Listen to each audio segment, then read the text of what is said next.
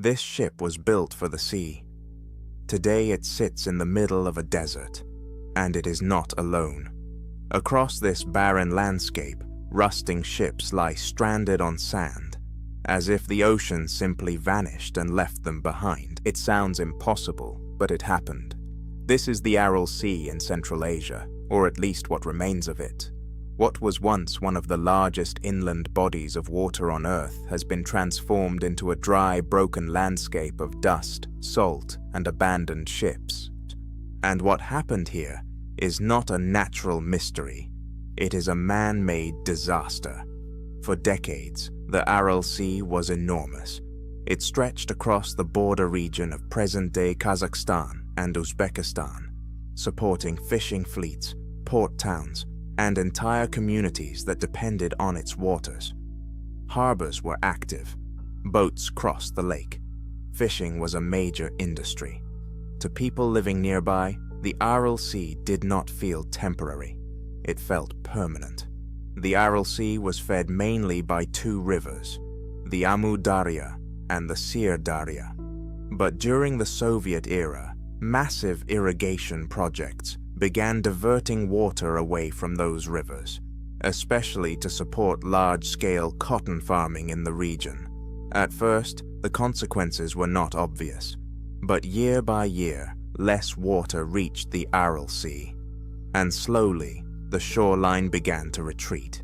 Then it kept retreating, and retreating. As the inflow dropped, the Aral Sea began shrinking at a catastrophic scale. Water turned into exposed seabed. Ports were left far from shore. Fishing towns found themselves cut off from the water that had once defined them. Ships that once floated became stranded on dry ground, frozen in place as the sea disappeared around them. What had been a living body of water became a graveyard of metal and salt. But the damage did not stop at abandoned ships.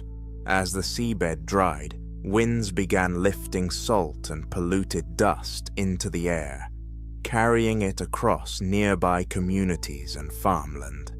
The fishing economy collapsed, ecosystems were destroyed, and the people who had built their lives around the Aral Sea were left in the middle of an environmental catastrophe. This was not just the loss of water, it was the collapse of an entire region's way of life. Today, the Aral Sea is no longer a single vast body of water. Only fragments remain.